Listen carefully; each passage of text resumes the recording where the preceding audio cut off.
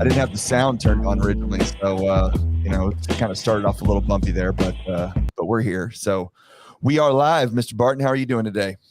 If I was any better, I'd be you. Right. Well, as you can see, as everybody can see, you are. I was waiting for this. I need the patented Steve Barton response on how your day's going. You know, I'm dominating today, Michael. Right. Thank you for asking. That's right. You can't give me the lazy answer. I mean, you even got it in your little name at the bottom there, the domination tag. I did. I had to go visit my mother-in-law this morning at 7 a.m. at the recovery hospital, and that's what the nurse said. "How you doing, Mr. Barton?" I said, "I'm dominating." She goes, "Oh my God, that just made my day." I'm like, well, I just love going to lunch with you, telling the waiters that stuff. It's fantastic. Well, you get a real low bar. Something like that makes your day. That's for sure. Hey, well, you know what? It brings a smile to everybody's face. You say it too. So it's one of my favorite qualities of you for sure. Okay. I even wore my shirt for you today. My ABC company there, Coffees for Closers. You know, a huge fan. Yes, because that is certainly the guy that you remind me of more than anybody. There's no excuses for nothing. We're about to do this. We're going to dominate, and if you don't, take a hike. Right. All right, get out the way. So today I have my good friend here, Stephen Barton. He is the Vice President of National Production for Eustis Mortgage Corporation, which is also the company that I work for. So in essence, you know, he's kind of like my boss, essentially. So he forced me to have him on here and make sure it's a directive. Yeah, but I was just emailing all you guys. Get me on this show. He has to talk more, and so I had to give him a platform, you know, because here we are. No, for real. Today we're going to discuss. It's election day, so we're going to discuss all things politics. We're going to talk about. We're only going to talk about Democrats, who you voted for, who you hate, why we're out there voting every day. Right? That's what we're going to discuss today. Yeah. So where's my sticker at? No, we're not going to do that because nobody wants to hear about that stuff. Go vote, you know, speak your mind. But today is going to be all things real estate because that's what we talk about. So today we're going to dive in a little bit into where we are in the market currently, how in the hell we got here, what did the path look like to get up where we were, and where we think we're headed overall. And then if you are a real estate or a mortgage professional looking around going, what the heck am I doing right now? And how am I going to survive this? This is a guy you need to talk to because he's never had a bad day in his life. And there will be no more bad days going forward. At least, you know, we've all had bad days, but he doesn't feel that way. Right up here, it's always going well. So he's going to tell you how to survive right now and how to get through all this. But just to give you a little background on Mr. Steve, he has been in the mortgage industry how many years now? Over 20 years. 20 years. You are an old man. I have no doubt. Like if you cut me open and counted my rings, you'd be like, dude. I could see the salt and pepper. See, I don't have any hair, so it doesn't work out for me. It just shows up all right here. But you look great. You look great. Yeah. And he's got two wonderful children and his wife, Erin, that he spends the rest of his time with when he's not dominating the mortgage industry. And he also, I would say, partnered up with running the Renegade Soccer Club in Dallas, which when you say mortgage and soccer, those two things just kind of perfectly line up. So why not? Right. Well, it was really a Trojan horse to get more mortgages, right? I was like, how else can we get more mortgages? Start a soccer club. That's right. You get into families, they're looking for homes and all that kind of stuff. So, yeah. So that's great. And then he also, in the recent market, was buying and flipping some real estate. So he's had experience in purchasing investment properties and fixing them up and turning them around. So it's not just what he does at his job, but it's also a little side gig for him too. So to say that the man has a wealth of knowledge when it comes to this business would be an understatement. So I figured it'd be great to have him on right now and share some of his wonderful knowledge with us. So one of the things I've always wanted to ask you, and I think you may have told me one time, but I don't listen very well. How did you actually get to, like, how old were you when you actually got into the real estate business or into the mortgage industry? Well, it's funny because, I definitely took a different path because of how long I stayed in college. I was there 6 years. Yeah, I've been down the road to get a bachelor's degree. Right. So of course, when I walk into like my house for Thanksgiving, my dad's like, "Oh, it's Dr. Barton." I'm like, "Dad, I just got a bachelor's." He's like, "Well, I paid for a doctorate." But so that took a little bit longer than we thought. But after college, I did recruiting. I was the rush chairman for our fraternity, so I did a lot of that. And so recruiting just came natural to me. And so I went to Austin and worked in the tech sector, semiconductor industry, and Obviously, Semiconductors, huh? yeah, you want to talk about, like, mortgage has its own lingo. Uh-huh. That's how I was able to learn mortgage so quickly, is semiconductor has its own lingo as well. And so I started out recruiting like engineers from China and India, and I had to be able to only speak the semiconductor language. I had to be able to bridge a pretty big language barrier too. So frat boy coming out, we're recruiting kids to be in the fraternity, goes out to China to recruit. Yeah, like PhD IC design engineers, and they were actually making the chips that went in the PlayStation. The company I worked for, they made the chips that went in the PlayStations. Okay. So it's very interesting work, but challenging. But it kind of was preparing me to be able to be in the mortgage industry. So after the tech bubble burst, I came to Dallas, and a bank actually hired me to work in HR. What were they thinking? Were they on the last call? Wow. They were on the last call. They would have known not to hire me in HR. Yeah. That seemed like a no-brainer there for sure.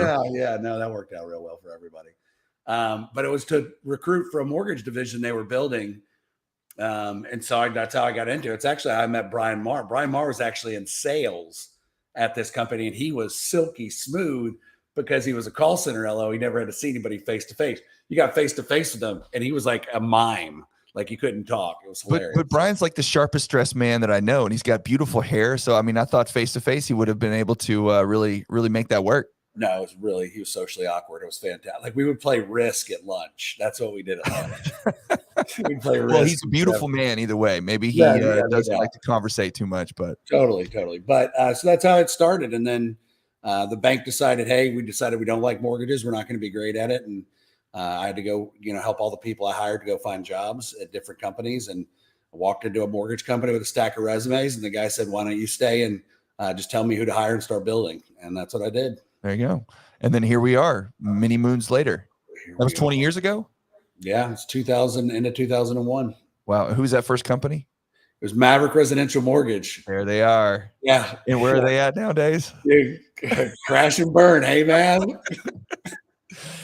Well, speaking of crash and burn, What's good? What a transition. Good job. So we're in what could be called a very exciting, interesting, different market than we were just, say, 8 or 10 months ago. And everybody in our industry is obviously reeling a little bit, trying to figure out what the hell we're supposed to do, how we're supposed to adapt. But, just for anybody who's confused, in your opinion, obviously rates are high. We all know this, but real estate's had high rates before. This isn't something that's completely unique. I mean, there have been many periods of time, and actually, I think the average over the last 20 years was something like 8 or 9% or something like that when you take the aggregate over that period of time. And here we are sitting around 7 to 8%. So, but why is this market different, and how did we kind of get here? So, the funny thing is, and I was thinking about this morning, is because everybody goes back and says, hey, look, here's the rate sheet I had from 1999. It was 8.5% paying a point or whatever. The challenge why you can't think like that is because those people never saw 3%. Right. Right. So 8.5 was really great. But now you have a new slew of buyers. Then they're the millennials, and they make up the majority of the home buyers. They've only known low rates. Correct. So now the rates are double what they were, more than double. And so they're freaking out because they don't know what everybody. So when somebody says, hey, I remember when it was 8.5%, nobody cares. No. Because the people that are going to be buying houses, they don't even know what you're talking about. Right. Because it's expectations, what they're used to. It's like if I made a Seinfeld reference to one of those people, they'd be like, what the hell is Seinfeld? Right. Right. Funniest show of all time. They think I'm crazy. Right. Yes. So, I think people have got to get out of the habit of saying, the rates used to be this. This is what no, saying that people have been doing this for 20 years. Right. And it doesn't matter because those customers that you're trying to get to buy a house right now probably aren't going to use you anyway because you're too old. You don't think they're going to be chasing down the blue hairs helping you out when you tell them when I was your age, this is what it was for me back in my day. Well, look, I mean, at the end of the day, we have to change how we do things, and we had to change how we did things when the pandemic hit too, right? Right. But nobody had ever seen anything like that where everything cratered out for a 60-day period and then really shot down, right? Like we were freaking out when the pandemic hit. You remember those calls where we're like, What are we going to do? The secondary market was drying up on us. Yes. And then all of a sudden, boom, a light switch hit and everybody raced to the bottom on rates, and then things took off, right? Right. So we had to adjust then, and we really have to adjust now. So not that it's important because to remember history, you have to know history, or otherwise you're damned to repeat it, right? Right. So we do need to look at what the practices were when it was 8.5% to do loans, because that still is vitally important. Yes. We just don't need to talk about how it used to be versus how it is now. We need to deal with the problem now because it's different than how it used to be. Well, okay. So from a loan officer's point of view, we're talking to realtors and loan officers, hopefully, that are listening to this, but just from a lender's point of view, there are lots of different types of lenders out there that can give you a home loan. There's servicing banks, there are mortgage bankers like us, there are brokers. What has been the impact when you talked about the secondary market drying up? Help people understand like what that means. Okay. When you're a lender offering a rate or you're offering terms on a loan, and before, 18 months ago, we could offer 3%. And if you wanted to pay a discount point to get a lower rate, you absolutely could. Yeah. And there have been periods over the last 8 months. It's getting a little better right now, but there have been periods over the last couple of months where you didn't have a choice to pay a discount point. You had to. There was no option to not pay discount. So why has that presented itself in what we're trying to do? Well, I mean, it's no different than the shock that the home buyer's feeling. The servicers conversely on the other side that service mortgages that, they have a formula they use for how long they're going to service a mortgage to be able to recapture the cost to purchase the mortgage. Right. And their runoff time frame, meaning when the mortgage pays off, is typically over 7.5 years. Well, what everybody's afraid of is now that rates went from 3 and shot up to where it's at. The good news for a servicer, all these loans of the 3s, they ain't going anywhere. Right. Now they're going to hit their runoff targets, which is good. I actually read something the other day that said that it was 80% of mortgages right now that people hold in the United States are either 4% or less. Yeah. Or maybe 5%. It was like 85 or 5% or less. Yes, I think it's 5. But the good news is that's great for servicers because they're going to be able to get their money back and their runoff numbers are going to hit. But conversely, doing loans right now, they typically would pay X in that formula on their servicing. They've lowered that by more than half because they know if something happens to the economy, the government's going to step in and say, oh, by the way, we're going to buy $2 trillion of mortgage-backed securities. Rates are going to go down, and then their runoff is going to kill them. Right. So that's why you're not seeing people like the aggregators pay the normal amount they pay for a broker or for a banker to send it to them because they're worried about that, and they should be. They don't want to lose the loans because they're packaged up. They're trying to make money off of them. They bought the loans, they paid for them. And if they can't earn long-term returns on it, then they're not going to offer as much revenue on those loans to be able to survive. That's correct. And that's a difficult thing when you're talking to a buyer because to explain that can be a challenge sometimes, especially if you don't understand it. And that's the thing, one of the reasons I asked you that question is because I think, as mortgage lenders, we have to fully understand what's occurring in the market and what's going on, because we have to relay that information to a buyer and to our agents as well. Because the problem that we have right now is that we have the market's changing so quickly at such a rapid pace we've gone from 3% to 8% in less than a year. It's been less than 12 months that's happened. And you have to be able to tell somebody how that occurred and why these things are happening. Because if you can't articulate to a buyer or to an agent why it's expensive and why these things are higher, then they're going to pick up the phone and call somebody else that can explain that to them. Right. Or might just BS their way around and it sounds a lot better. Right. Right. And so the key is not, and especially in this environment, is to get your knowledge base down, make sure you keep it short and concise, and then you try to figure out how that person likes to learn, how they like to take in information, and then you just adjust how you do that. But you do need to have this knowledge of understanding why rates are going up, right, with inflation and things like that. Yep. With the Fed hikes, which usually are converse, but whatever, it's crazy right now. And then understanding why the discount points have become such a big player this year because of the servicing challenges we're facing. Right. So that is something different. And so now we're entering into a place because the rates are so high that a lot of buyers are scared or, scared, maybe better word is probably just hesitant about getting into something because now your mortgage payment just shot up $400 or $500 based off of the same purchase price, depending on, the loan size. Yeah. And so there's a lot of fear getting into the market right now for that reason. But would you say that that right now is actually, we obviously talk about this stuff all the time, but would you say that right now is actually one of the better times to actually buy a home than we've seen in a while? Well, it's better than paying 100% interest on rent. Correct. Right. That'll always be the case. That I think people that are really trying to evaluate whether to purchase a house or not always need to look at the other side of it. If you're paying into rent, you're not getting anything. And then there's obviously financial advantages with your tax breaks with mortgage interest that you can write off and things like that help benefit coming back the other direction. But for me, there's never a bad time to buy real estate, right? Right. It's just something my dad taught me very early on, something I've practiced in my life, whether rates are up or whether they're down, I always purchase real estate. And right now, frankly, the market's shifting back into favor of the buyers. Yes. So maybe the rates are a little bit higher. That's great. That's fine.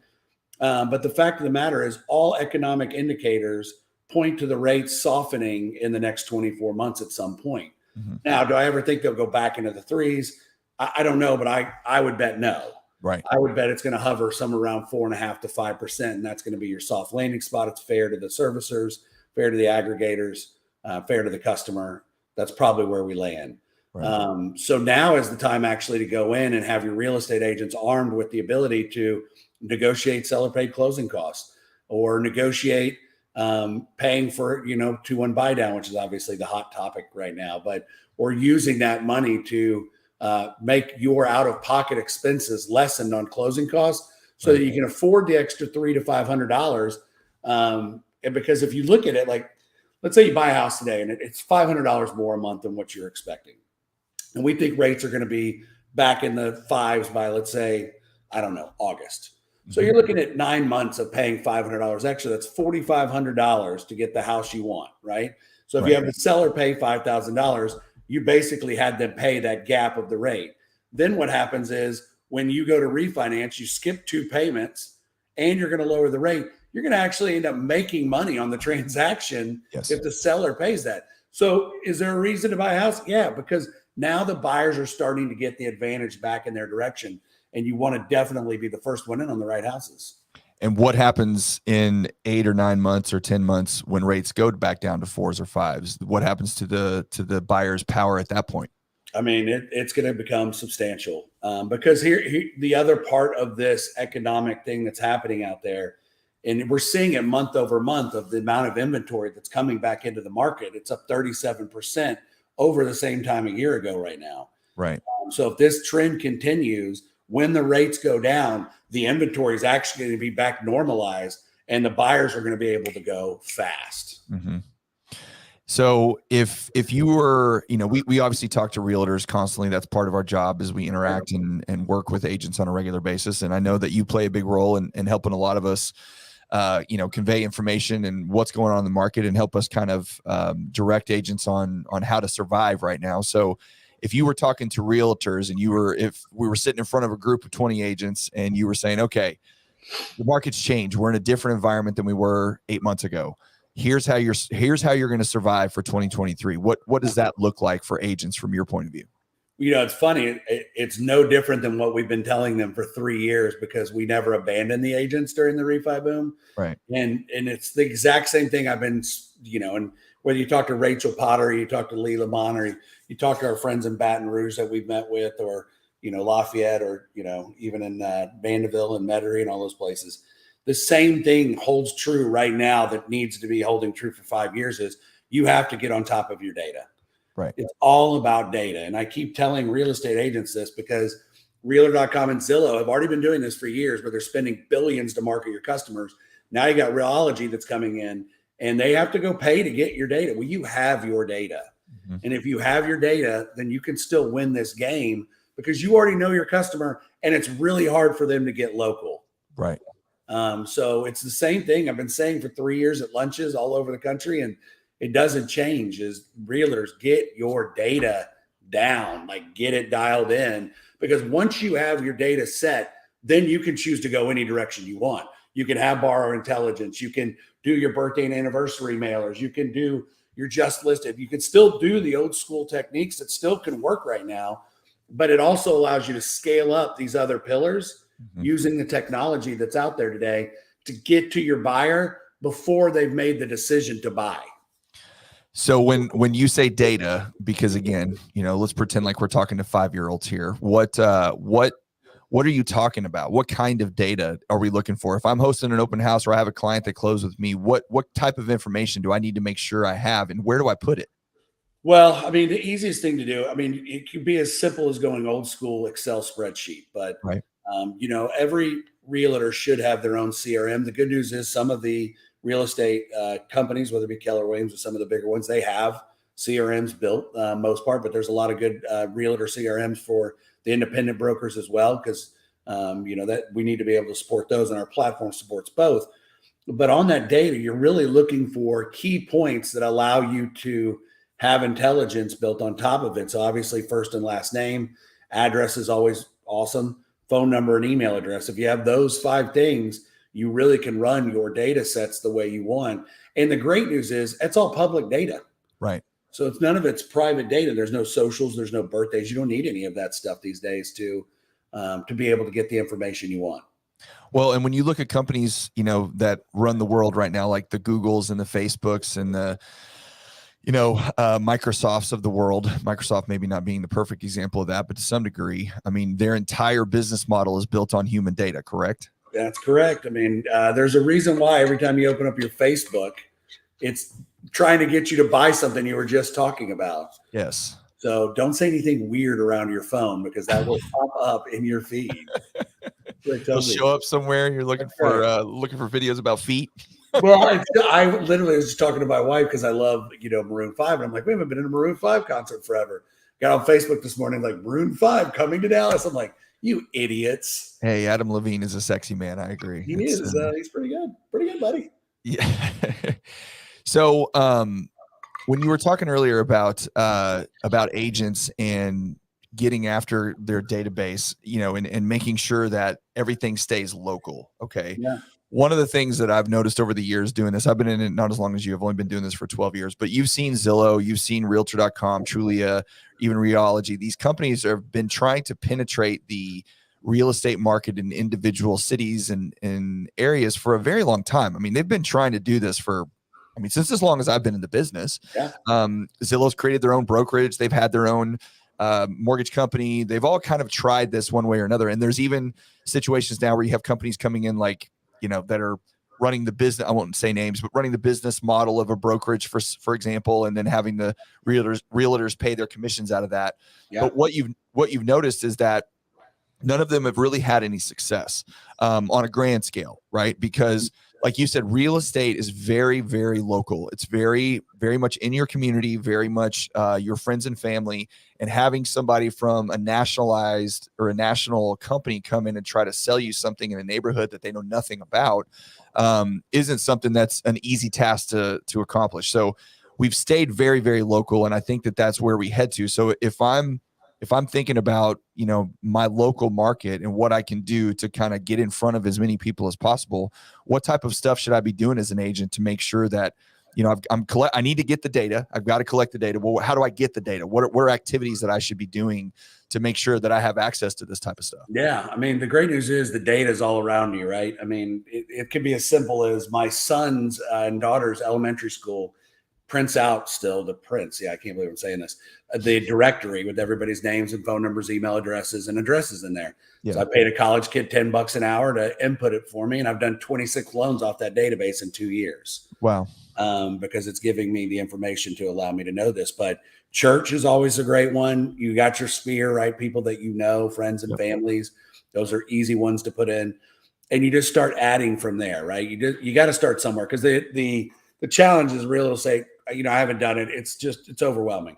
Well, just put in your friends and families, then just start there and then start adding to it and make it part of your daily habits of your practice, because, being local is really important. And the important part of being local is everybody knows you're local. So to do that, you got to talk about, what you do. You got to talk about real estate. And then the second biggest part is you got to make sure you pick your ride or die partners right now. Right. I mean, that is like never been more important to have, at least 2 awesome title companies, 2 awesome insurance agents, 1 awesome mortgage lender, just one. Just one. Just one. And who would that be? Yeah. I'm talking to them right now. Right. But having those people that, have your back that help you continue to grow and share in the influence, because you need to do some of those community local events and get into it, because you still got to do hand-to-hand combat.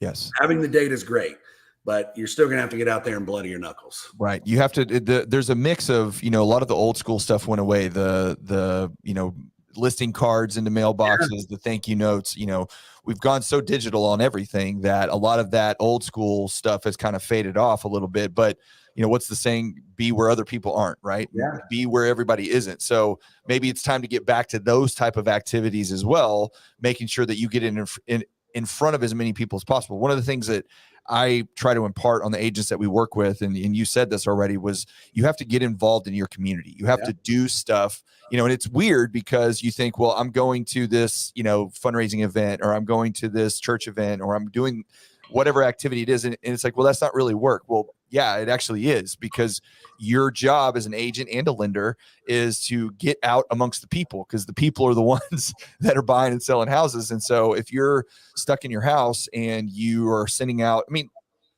here's one of the things that I learned from you, and I tell people all the time, is do what you're good at, right? There are plenty of people that exist in our industry that do fantastic with third-party leads of strangers they've never met before, right? Where they have a system and they get on the phone and they call them, 5 times a day, and they have a CRM that manages how often the texts go out and how long emails go out and all that stuff. And there are plenty of people that have made a complete career over that. Right. Okay. However, if you're not that person, if that is not appealing to you, which I don't think most people in our industry, because we are typically, people, right? We want to go out and meet people and spend time around the community. That's not going to be how you're going to have success. It's just not. So you have to go out and you have to get in front of people as often as you can. And, we've had a push internally within the company to say, hey, look, do social media, do podcasts like this, do reels and all that.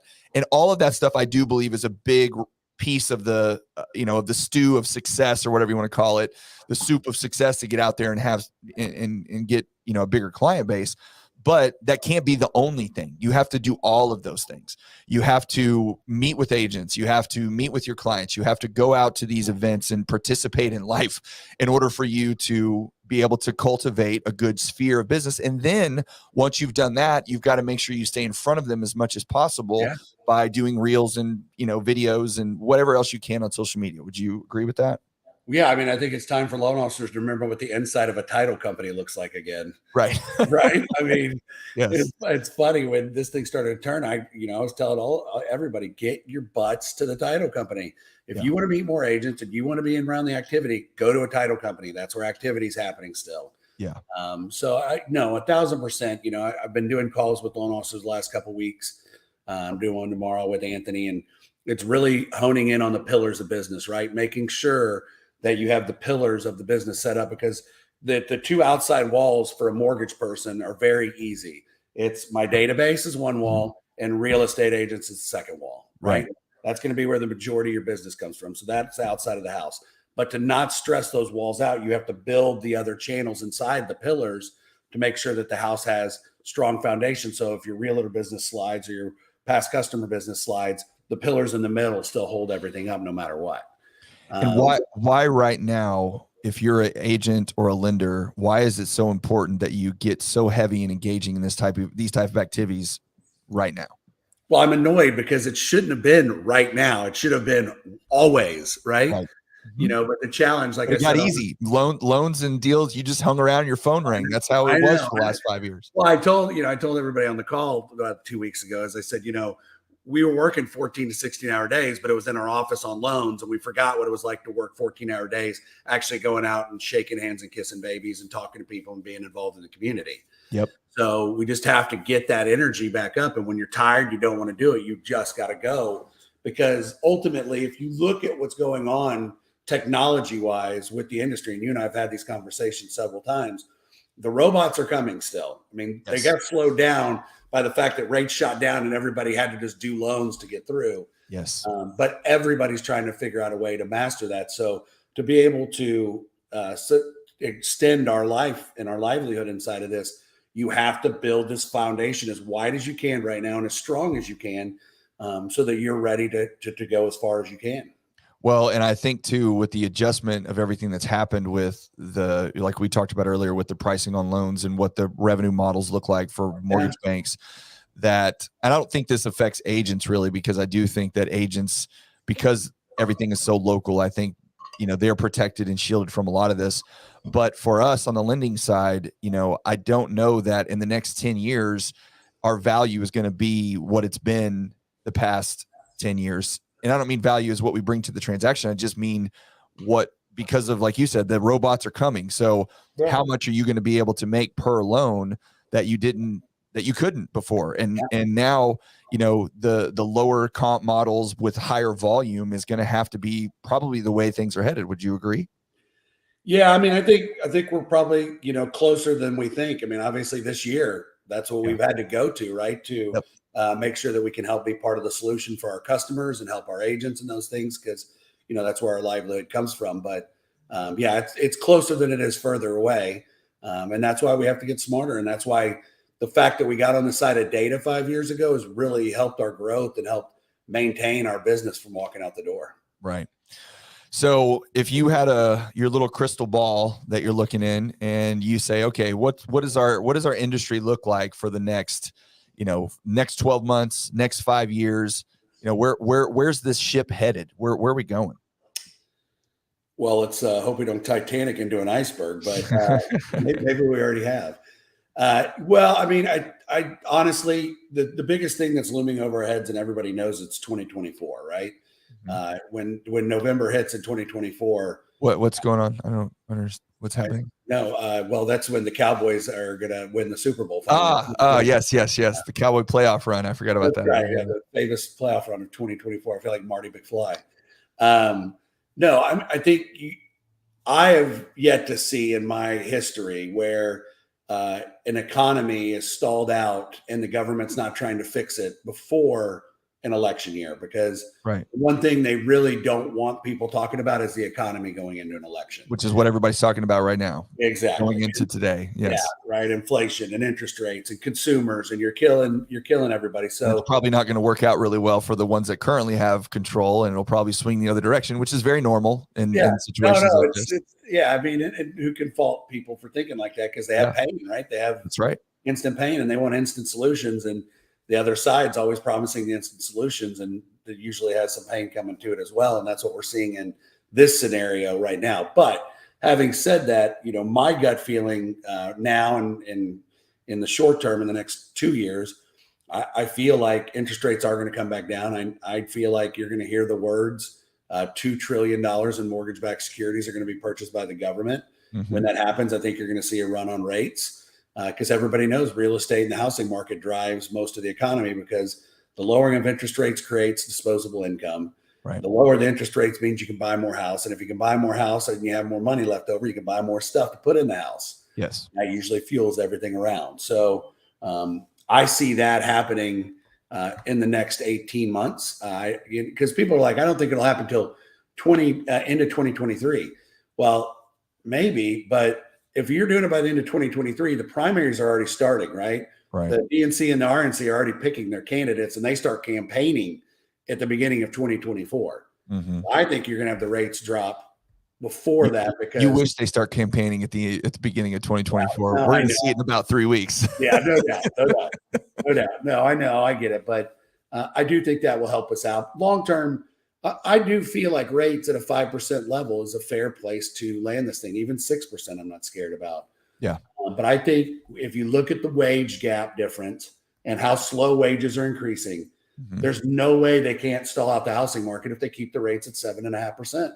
Right. Because people just aren't making enough money, especially the people that want to buy the house, which is usually the lower socioeconomic group, that they're blocking out of the housing market, which is unfair. Well, I read something a couple weeks back where they were comparing prices with including inflation, everything, just what the raw price of things were, or cost, you want to call it, from 1995 to 2015. So it was over a 20-year span. Right. And they found that the cost of an automobile in that period of time had gone up something like 300%, and the cost of college had gone up like 400% or something like that. But the cost of owning a home had gone up like 600%. Yeah. So it had jumped up dramatically. And then they compared it to how wages had increased in that same period of time. And the average American wage or average American income had only gone up about 125% comparatively. Well, and then if you do that study a little bit further down and you look at minority families, they've been actually, treated way worse on that. And, right. That's one of the puzzles that we're trying to unlock, because we do have one of the higher averages of minority-based clients, and obviously being in Louisiana and Texas, it's important for us to try to help be part of that solution. So it's been a little bit of a struggle. We still got to figure it out. So I know you mentioned earlier that you said that you think inventory will start to come back, but we've been in such a shortage of inventory for so long, averaging, less than a month or 2 months of inventory on hand in most major markets. I know some of that stuff's turning around depending on where you're at, but we still need 5 to 6 months for it to be a balanced market where, like what we're used to. I see everywhere that housing starts as a whole are down on single family residences. They're building condos, they're building apartments, they're building townhomes, those kind of properties, but the single family residences are going downward. They're not going upward. So what does that do? I know, we will have some relief, I'm sure, due to, people trying to upgrade once the market becomes a little bit more fluid with rates coming down some, but what does overall inventory look like? And cause I don't know, I know you think I'm doom and gloom on this stuff sometimes, but I do think that the American dream of home ownership is really starting to slip away from a lot of people due to the fact that incomes don't keep up with prices and due to the fact that they're just not building affordable housing. You can't make, whether you want to say a builder cannot make enough money because of land and costs, or you want to say maybe there should be some subsidies for builders to build more affordable housing, but it's not happening. So how does that problem get solved, or can we? And does that even impart people more that you got to get in and buy while you can? Well, I mean, the inventory thing is still going to be constrained for the next 12 months. I mean, but I mean, as I said, it's gone up, right? The average days on market is up here almost to 2 months now. But like you said, it's got to be at 6 months. So I still think you're 12 months away from that. I have long advocated telling people that the way to build affordable single family homes is the government has to subsidize these builders and make it worth their time, right? And give them either a tax credit or a benefit to doing this. And so until somebody gets behind that, the cost of land is not going to go down because they don't make it anymore, right? It's the old Abraham Lincoln deal, right? No, excuse me, that's Mark Twain, sir. Mark Twain, sorry, whatever. Whoever did the Louisiana Purchase. Whoever that was. Whatever. Yeah. Thanks a lot, Franklin. So, figuring out that piece of the puzzle is one piece. And then the second thing is figuring out mortgages that benefit those customers as well, right? Because customers in that bracket, they want a house worse than anything. But unfortunately, because wages haven't grown and now you have inflation, they're spending $400 more a month just on groceries. Yep. You have to figure out a way to limit their out of pocket because they still deserve a house. And unfortunately, the government has to be part of that solution. And the bond loans and things like that help as well. The CRA program helps out as well. But it's not perfect at all. CRA being Community Reinvestment Act, by the way. Yeah. I mean, it was a good thought process when they did it, and they, forced all the banks that took all the money during the bailout to do it. But unfortunately, the way they structured it, it really benefits sometimes the wrong group. Well, and that's the thing that is frustrating to some extent from our industry standpoint is like, there are plenty of industries around here that are subsidized on a regular basis. Anytime somebody says government subsidies, everybody's like, oh, but if you know about oil and gas, if you understand the airline industry, if you understand all of these, the banking industry, hands down, they've got they've received the largest subsidies of anybody over the last 15 years. So this stuff already happens. And if we're truly dedicated to helping the American individual be able to own a home, because for most people over the history of this country, that has been the singular path to be able to have any level of wealth accumulated over a period of time, because you own an asset that appreciates in value. And then because of the appreciation of that value, you continue to compound on top of that by either upgrading homes or using that cash to reinvest in other places or whatever. And until we get to a place where that becomes a priority for those in charge that you're voting for today, then we're going to constantly be in this cycle, right? So until that happens, we're not going to be able to solve this problem. And my personal fear, or whatever you want to call it, is I always say I think they're trying to commoditize housing. I think we rent cars, we rent music, we rent stream, we rent our phones, we rent everything. So why wouldn't they want you to rent houses? Yeah. And there are people and companies out there that are trying to consolidate some of the renting platforms and individual landlords and all this kind of stuff so they can raise rent across the board. And again, it just drives the point home that if you want to be a homeowner and you want to get to a place where you can start to have your own family wealth and generational wealth, and homeownership is that path, you have to, even when the market's not great, you have to make those decisions now, because the inventory's drying up, the programs are drying up. We hope and we petition and we try to lobby to make that change, but nothing's happening right now. And you have to be able to buy something as soon as you can in order to be able to not let that slip away, right?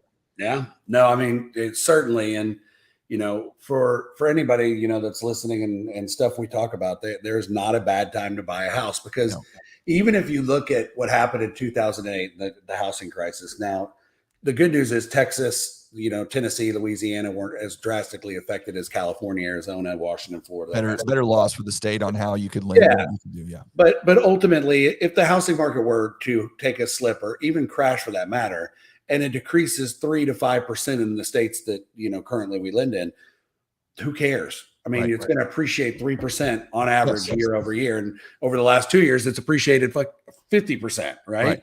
Well, California fell off. What did it have? Like the biggest crash in the country in 2008. Yeah. And if you go find a house, what it was listed for 2010, and how far it fell off, that house is worth way more today than it was back then. It always comes back around. So that's why I tell people, buy now. We'll worry about the rates when they go down, and we'll be there to refinance and help you save that money. Yeah. But take care of your family, prioritize what's important, get the backyard or get the condo that you want, and let's go. And we're here. So the big news that's going to come out on Thursday, today is Tuesday, we will have the new CPI number, which anybody that pays attention to things is always interested when that number comes out. Mm-hmm. What are you hearing about what you think is going to happen on Thursday? Well, I heard Georgia's going to be number one. They think Clemson's going to fall out of the top. Oh, wait, completely different. Sorry, my bad. That's tonight. Okay, that's tonight. Yes. Well, I mean, honestly, we've been lucky over the last 3 years. It's been pretty high. We saw it go run a little bit flat last month. It's actually coming out on my birthday, by the way. Don't forget, Stephen. Happy early birthday, you old bastard. Exactly. But I think everybody's shaking right now. I mean, I've been going to the grocery store for the last couple of weeks doing the shopping, because we've been having some family stuff, and I just notice it, like just what milk costs, what orange juice costs, and I'm like, this is ridiculous. Yes. And so if I feel that way, I know everybody else is feeling that way. I'm a little more opinionated probably than everybody else, but it's frustrating. So I think you're going to see it on Thursday. I think that frustration is going to boil through. Well, the numbers that impact the inflation the most are typically oil and gas and food right now. Those are the biggest drivers. And even they call it core inflation when they pull out those numbers. The problem is that what's left in the core inflation is still all related to oil and gas and food. Right. Because restaurants and traveling and services and airlines, well, that's all oil and gas and food. Like that's all where it comes to. And my frustration as somebody who pays attention to this stuff from time to time and tries to educate myself on it is just simply that, oil and gas isn't going to go down until OPEC decides they want to produce more and, get it out there. And that's not happening anytime soon. Right. And the food issue is continue to be affected by the war in Ukraine, because Ukraine produces fertilizer. They produce nitrogen for the soil. These are all things that make crops love, make crops grow. Like what's the idiocracy, the Brondo, right? I love that. What plants crave. So without that stuff, you're still going to have continued prices. And it's frustrating because the Fed looks at things and goes, well, let's just keep raising rates. because we have to get inflation under control. But in my opinion, none of those measures really change the fact that oil and gas is expensive and food is expensive, and making money more expensive to borrow doesn't really impact that. Would you agree or disagree? Yeah. And I think honestly, I filled up for gas yesterday and it was like $3.33, but I get my gas where I shop. So I had my little code and it took 60 cents off a gallon. So Oh, wow. it was pretty good. Well, I'd used it in a while, but I think $3.30 Americans would be okay paying because we paid it before. Sure. The problem is it's that and everything now. Right. And so like every time you turn around, you're getting punched in the face with something going up. Hell, 8 chicken wings cost $19.99 at Pluckers now. It's ridiculous. Oh, was it $20 for 8 wings? Yes. Jeez, like, man. So now, chicken wings are off the table for me, which they probably should have been anyway. But, I think, the two things I always say is there's only really 2 ways to solve a recession or an inflation. And one is go to war, which we're not going to do. Right. And the second is you drop the interest rates and you fuel the housing market and you get all the disposable income back in there. So, yeah, hopefully it doesn't come to that. We have some sound principles. I mean, they needed to raise the Fed interest rate. Now, do they needed to go as high as they did? I don't know. I mean, there's a lot of degrees in that room that are trying to make really smart decisions. So, we're not going to change their mind. So we just have to trust a little bit and then just have our voice heard today and, in 2 years on this same day. And, hopefully we get the right people and they make the right decisions. Well, we're good, solid 45 minutes into this. So I know you got things to do, but I just want to leave with one thing or a couple more things on what and I know we've talked about it a little bit, but if you're an agent or a lender right now and you're trying to survive, there's opportunities out there. There's the market shrinking, right? As far, not just the available customer base, but also the available competition. Oh, right? yeah. There's mortgage companies going out of business left and right. There are realtors getting out of the industry left and right because they can't afford to pay their bills. So there's an opportunity there. Yep. Adding to how you manage your customer base and what you do to stay in contact with them. Yep. So if you had, say, 3 things, if I'm a realtor or a lender and I got 3 things I need to focus on, you talked about pillars, but specific things, what would you be doing right now to make sure that you can survive this? Well, one, obviously, and the key one is you got to time block your days out. You got to make sure that you're maximizing every single minute that you can. I mean, we all have personal stuff we have to do. We all have life that happens to us, and we need to be able to prioritize that. But outside of that, every single minute can't be wasted right now. Right. So if you think you got time just to sit back, relax, and read the newspaper, somebody else is out there hustling. Because like you said, although the pie shrunk, the number of people that are trying to get to the pie are shrinking just as fast. Correct. So when people get hungry, they hustle. And so right now we are all starving. Yes. So whoever has the hustle is going to win this deal. So get your time blocking done so that you can hustle. Second thing is the data. You have to get it. It's a must. And, I keep telling agents, I'm like, you're not listening to me. You don't understand how important this is. And I'm not trying to scare anybody. I've just watched it work for us, right? Yeah. I've seen the benefit that we get, and I see the agents that we have signed up on it, the benefit they get from, the borrower intelligence software. And then the third thing. Well, hang on, before you get to the number 3 on the data thing. And I think you told me this and I didn't realize it as much, but especially from an agent's point of view, and you could do this from lenders as well, is when the day comes where you're, old and gray and ready to kind of call it a career and you're ready to walk away, that data can be a retirement plan for you that will carry you on for the rest of your life, because you can get residual off that data if you handle it correctly. But if you don't have the data, you can't do that. So don't you think that, I mean, you've told me that before. I think that's a huge piece. Well, it was actually Hardiman's idea. Is he said, why can't Johnny, because he does insurance, right? Yes. So he said, why can't the mortgage industry and the real estate industry be like insurance? You've built this whole book of business. I can sell my insurance book to somebody. Yep. And so, and that's what we've had success doing, is setting up the annuity process for, loan officers to be able to hand over their book of business, stay connected part-time, keep their license active, but then don't have to do the loans and keep the annuity going. So that's right. That's right. Again, it's a bigger reason why databases are so incredibly important. Absolutely. They can pay you for a lifetime. And then the last thing, you got to get back to what worked 20 years ago when those rates were 8.5%. Yeah. Like you were saying, you got to get involved in the community. You've got to start showing up at events. Title companies are having parties again because they're struggling. You got to go to those parties. You got to network. you've got to do those hard things. And we have several good ideas that we're putting together that have come from our real estate agents, from our loan officers to help you do that as well. And because we're here, I mean, we need you. So whatever you need from us, we're ready. So just posting on Facebook, hey, call me to do your loan or call me to buy or sell your house, that's not gonna get it done. I feel like that might not work. Well, I know, I appreciate everybody that kind of hung on for this the whole time. I know we're in an environment where, if you've been doing this any more than just a few years, it's definitely getting back to what, more of a normal market is, but also it's a little scary. And we're dealing with new challenges that we haven't had to deal with in several years. And you really got to lock in and try to figure out where your advantages are, what your competencies are to put you in the best position, because the way that you do business and the way that somebody else does business may not be the same. And you can't just copy what someone else is doing. You have to do where you fit in best and make sure that you're using all of your own personal tools and advantages to try to get yourself in front of as many people as possible, whether it be agents or potential buyers or sellers or whatever the case may be. And then help yourself by educating yourself on what's happening and why. Because if you want to take the fear out of people's desire to buy or sell their home, you have to be able to explain to them why these things are occurring and what it's going to look like in the future. And it can't just be call me because, I'm your best friend, because this is trying times for people. They're nervous about jobs. They're nervous about the economy. They have fear about all kinds of things that are occurring. And without information, fear perpetuates. And you have to have more information. You have to be able to share that in a way that's digestible for folks. Brian Mars said it best to me one day. We were flying from Greenville, South Carolina. We just opened up a branch here. And it was when one of the hurricanes was hitting Florida. This was way back when. And, everybody knows I hate flying. And so Brian, we're flying and this hurricane's coming. So the storm's there and we're on a small 2-1 and the plane's just all over the place.